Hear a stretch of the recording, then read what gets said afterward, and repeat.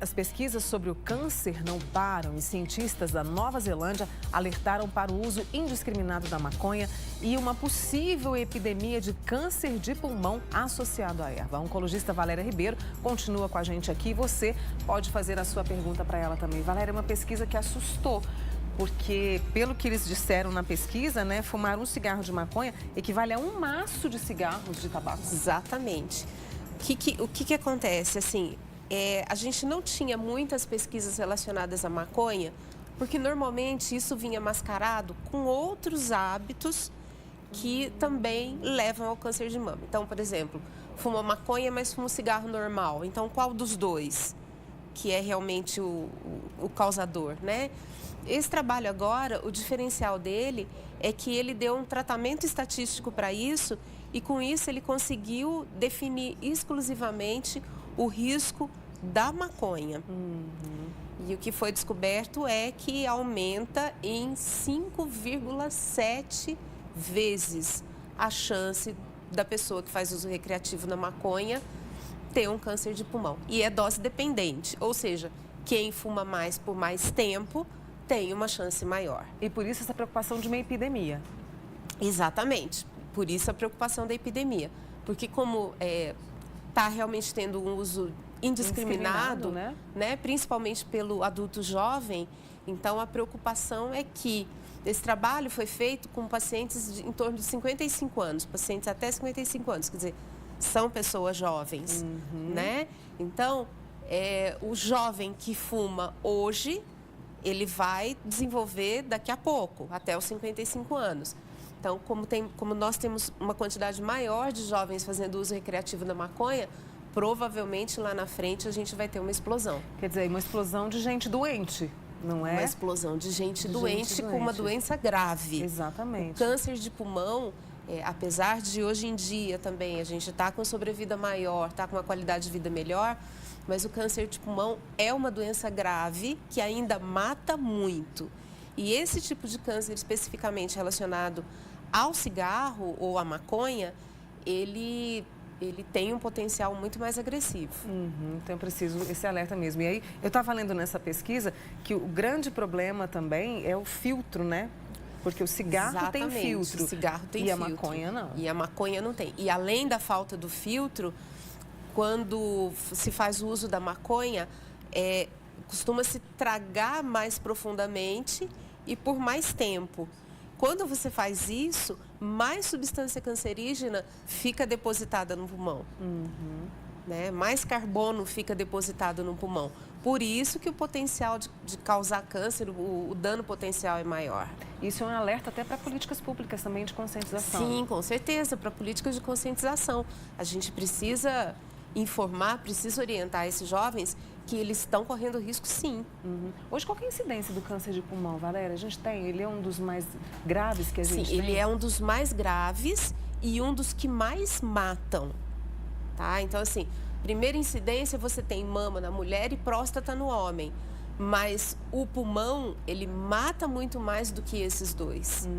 E o câncer de pulmão, como a gente falou, né? Ele para quem fuma o cigarro e para quem fuma a maconha, mas quem está por perto, o índice também de pessoas que não fumam, mas que Sim, o fumante passivo, aquilo, né? O fumante passivo. Exatamente, o fumante passivo também tem um risco aumentado de desenvolver câncer de pulmão quando comparado à população controle.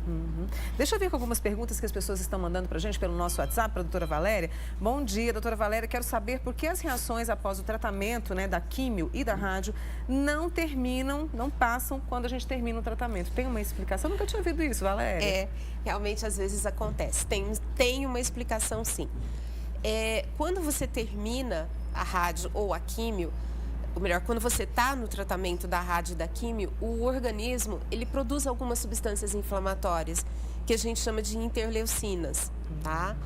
Então, essas substâncias, elas ainda ficam circulando no corpo depois do término do tratamento. É claro que existe uma curva, conforme o tempo vai passando, as reações tendem a diminuir, né? Então, assim, a fraqueza, que a gente chama de astenia, né? Essa desenergização que o paciente tem depois do tratamento, existe um gráfico com relação ao tempo que vai diminuindo, tá? mas vai levar aí, eu falo muito para meus pacientes, é em torno de 6 meses a 1 ano para você ficar bem. E existem também algumas sequelas que ficam, que são definitivas, tá? Então, por exemplo, se você tem tem algumas drogas que dão uma dormência nas mãos e nos pés. Então, essa dormência, ela melhora muito, mas às vezes você, dependendo do grau que você teve, você tem uma recuperação de 80%, 90%, mas fica ainda um resquíciozinho. O que a gente percebe é que, acompanhando esses pacientes, com o passar do tempo, isso fica bem mais tolerável e passa a não interferir na qualidade de vida. Tem mais perguntas chegando agora da nossa amiga Carolina do Santa Mônica. Oi, Carol, um beijo grande para você. O açúcar, eu gostei muito da pergunta dela. O açúcar também alimenta as células do câncer? Sim, sim. Tem um colega nosso que é um grande expoente na oncologia do Brasil, ele fala assim que o açúcar é um veneno gostoso. Então, realmente, aparentemente, o que alimenta são os picos de insulina que a ingestão do carboidrato, principalmente do açúcar branco, ele faz. Então, realmente, a gente já tem um dado concreto que açúcar branco e carboidrato simples aumentam, uma dieta baseada em carboidrato simples, aumenta o risco do câncer, sim. Quer dizer, não é a gente proibir, tirar ali da nossa despensa, mas é ter o equilíbrio, Não, de Valéria? jeito nenhum, exatamente, é você ter esse equilíbrio. O problema é que a gente não está tendo equilíbrio, né? O problema é que a gente não está tendo equilíbrio, o problema é que a quantidade de carboidrato simples, de açúcar e de farinha branca que a gente tem consumido é cada vez maior, né? E principalmente os jovens, eles têm uma dieta baseada em carboidrato. Então, tudo pode ser usado, mas tudo com moderação. A Carolina perguntou do açúcar e o sal. O sal também interfere quando se trata de casos de câncer, Valéria? O sal interfere menos. O sal, ele traz outros problemas para a saúde, que é a hipertensão arterial, que são coisas que a gente também tem que cuidar. Mas na gênese do câncer, ele interfere menos do que o carboidrato. Pessoal mandando aqui parabéns pelo programa e pelo tema. E quando a gente fala de câncer, o estilo de vida cada vez mais prova que a gente precisa mudar. Exatamente. Né? Quando se fala em câncer, cada vez mais a gente fala de hábito de vida, né? Então, sedentarismo, ingestão de álcool, de droga, de cigarro. Então, assim, isso é um combo perigoso, né? Eu uso atividade física, é quase que um mantra no meu consultório. Gente, atividade física. A gente sabe também que a atividade física isolada, ela é um fator preventivo em vários tipos de câncer.